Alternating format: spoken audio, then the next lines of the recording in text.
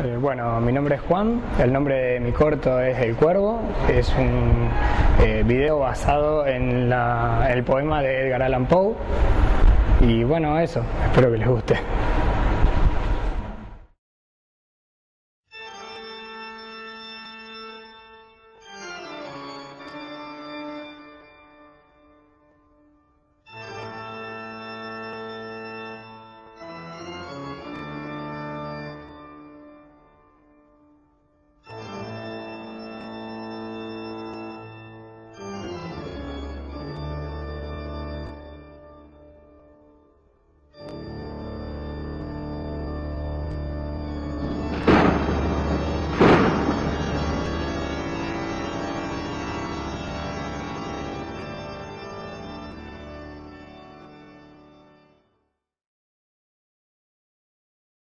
Once upon a midnight dreary, while I pondered weak and weary over many a quaint and curious volume of forgotten lore, while I nodded, nearly napping, suddenly there came a tapping, as of someone gently rapping at my chamber door.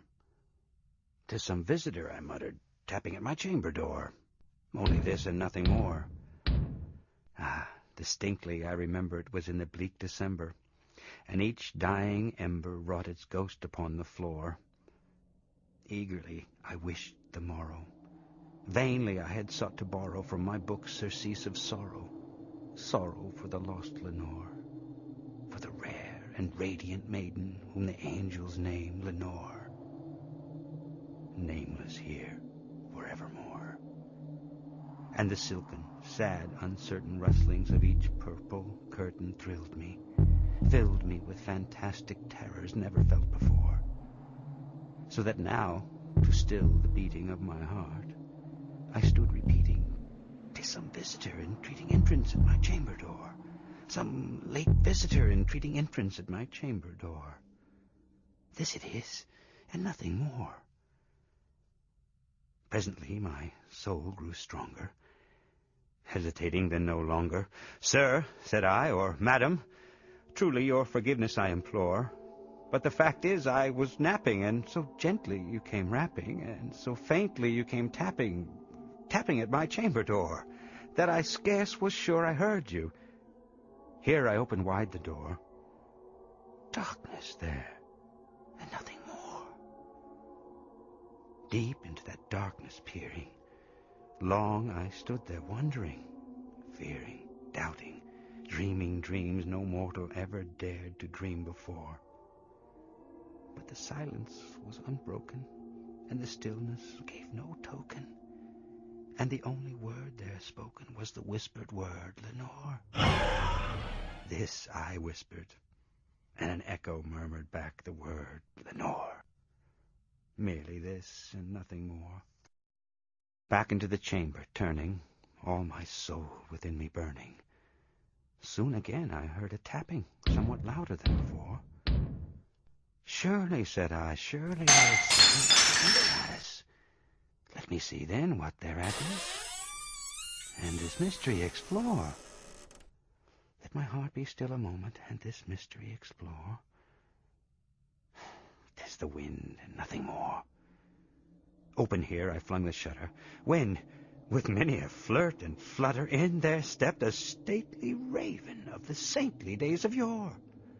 Not the least obeisance made he, not a minute stopped or stayed he, but with mane of lord or lady, perched above my chamber door, perched upon a bust of Pallas, just above my chamber door, perched, and sat, and nothing more. Then this ebony bird, beguiling my sad fancy into smiling, by the grave and stern decorum of the countenance it wore, "Though thy crest be shorn and shaven, thou," I said, "art sure no craven. Ghastly, grim, and ancient raven, wandering from the nightly shore, tell me what thy lordly name is on the night's plutonian shore." Quoth the raven, "Nevermore." Much I marveled this ungainly fowl to hear discourse so plainly, though its answer little meaning, little relevancy bore. For we cannot help agreeing that no living human being ever yet was blessed with seeing bird above his chamber door, bird or beast upon the sculptured bust above his chamber door, with such a name as Nevermore. But the raven, sitting lonely on the placid bust, spoke only that one word, as if his soul in that one word he did outpour. Nothing farther than he uttered, not a feather than he fluttered, till I scarcely more than muttered, Other friends have flown before. On the morrow he will leave me, as my hopes have flown before. Then the bird said, Nevermore, startled at the stillness broken by reply so aptly spoken. Doubtless, said I, what it utters is its only stock and store, caught from some unhappy master, whom unmerciful disaster followed fast and followed faster, till his songs one burden bore, till the dirges of his hope that melancholy burden bore, of nevermore. But the raven still beguiling all my fancy into smiling. Straight I wheeled a cushioned seat in front of bird and bust and door. Then, upon the velvet sinking, I betook myself to linking fancy unto fancy, thinking what this ominous bird of yore, what this grim, ungainly, ghastly, gaunt, and ominous bird of yore meant in croaking Nevermore. This I sat engaged in guessing, but no syllable expressing to the fowl whose fiery eyes now burned into my bosom's core. This and more I sat, divining, with my head at ease, reclining on the cushion's velvet lining that the lamplight gloated o'er, but whose velvet violet lining with the lamplight gloating o'er, she shall press, nevermore.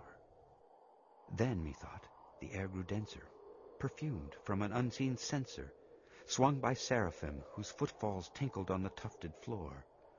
Wretch, I cried, thy God hath lent thee, by these angels he hath sent thee, respite, and nepenthe from thy memories of Lenore.